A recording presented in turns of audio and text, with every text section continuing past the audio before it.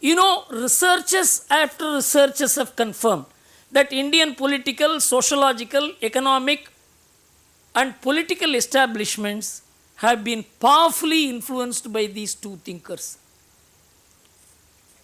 And afterwards, Kenneth Galbraith came here, a great friend of Pandit Nehru, and he said, I can't understand, India is a functioning anarchy. That it is an anarchic society, but surprisingly it is functioning also. And we quoted all this. We defined ourselves through Karl Marx, through Max Weber, through Galbraith, and came Professor Raj Krishna. He was asked why India is growing so slowly. He said it is Hindu rate of growth. This was 1978. That's how we defined India. India was defined by people who had nothing to do with India, nothing to do with understanding the Indian society or Indian civilization. And a remarkable U-turn took place in the world about which no one has cared to understand. That in 1970s, when Japan began rising as an economic power, the West was surprised. Because economic development, economic progress is supposed to be the preserve of the West. How could Japan, from Asia, an underdeveloped place, a place which is condemned not to develop, a Buddhist country, how could it develop? And so one Paul Bayrock, a Belgian economist, made a thorough study of the economic development of different nations from 1750 to 1918. And he came out with a surprising finding that in 1750, if you draw the economic development statistics of the world, it would look like this. China, 32.8% share in global GDP. China was the top country in 1750 with 33% of world GDP. India second with 25% of world GDP.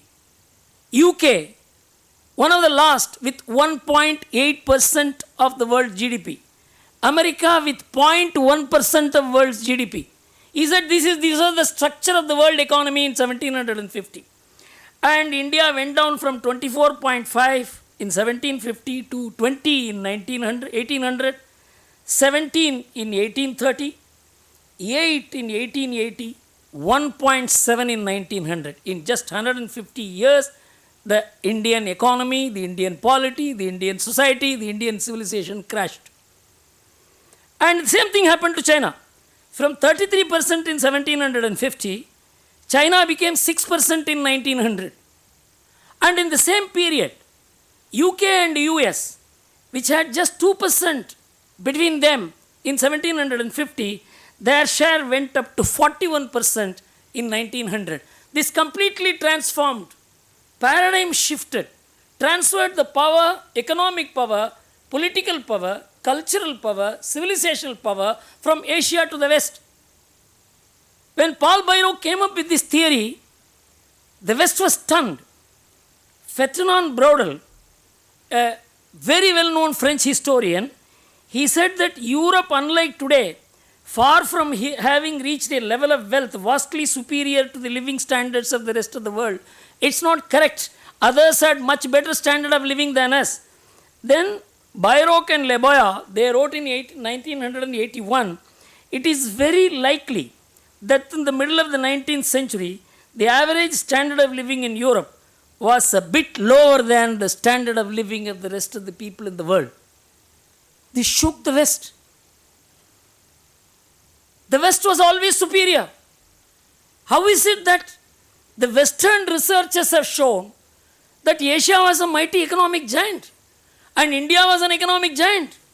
And so this job was given. Even London Economist noted it in 1990. Then Angus Madison, the greatest economic historian ever, he was given the responsibility by the OECD countries to test and verify whether Paul Bayrock's research was correct or not. It was not a single man's research. They instituted what is known as a Development Studies Institute. All the 20 countries funded it, and he was given a fleet of research scholars to work with. And Angus Madison started his work like this: if Bayrock is right, then much more of the backwardness of the third world, that is Asia, presumably has to be explained by colonial exploitation, and much less of Europe's advantage can be due to scientific precocity, continued slow accumulation of wealth, and organizational financial superiority. You cannot say it happened, our growth happened because of this. It has to be with colonial exploitation. This is how Angus Madison started the work and said that Paul Bayrock cannot be correct. And Angus Madison came out with the final conclusion in the year 2001. Until June 2010, Angus Madison kept on publishing his researches, in which he said he drew a 2000-year economic history of the world, starting from the first year of the common era called AD. He said, if you look at the economic statistics in the year 2000, in the year 1 of the common era, India tops the world with 34% of world GDP, China next. In the year 1000, if you draw the economic statistics, India still leads with 28%. In the year 1400, India again leads. In the year 1500, India again leads. In the year 1600, China overtakes India. In the year 1700, India overtakes China. And Angus Madison came to the conclusion that Indian economic crash occurred essentially and wholly because of colonial exploitation. When I mentioned this to the IIT students, scholars, researchers, academics, they were stunned. No one knew.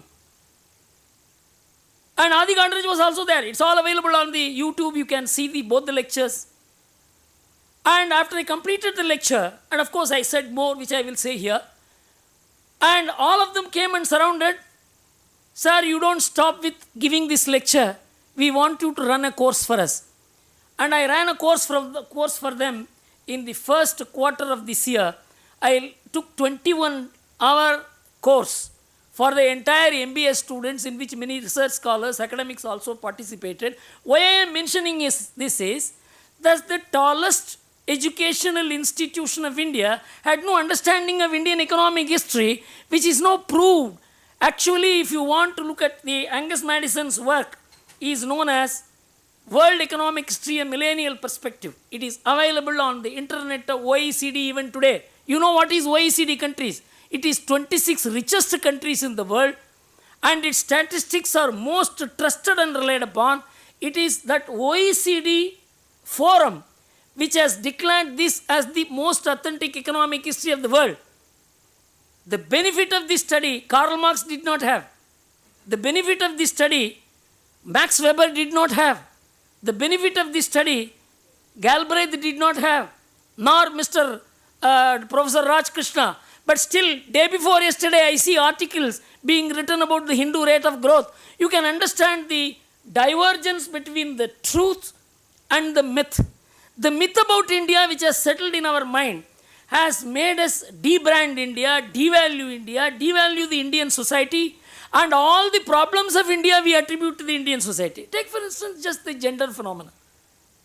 That Indians kill their girl children. All of us accept it. But from 1901, statistics is available. In 1901, the gender ratio of India was 972 to 1,000. It was the highest in the world at that time, 1901. The world average is even today 960.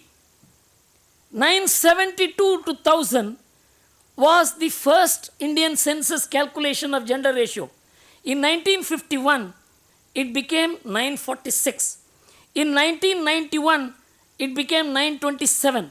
In 2011 only, it has moved up to in 2011, it has become 940.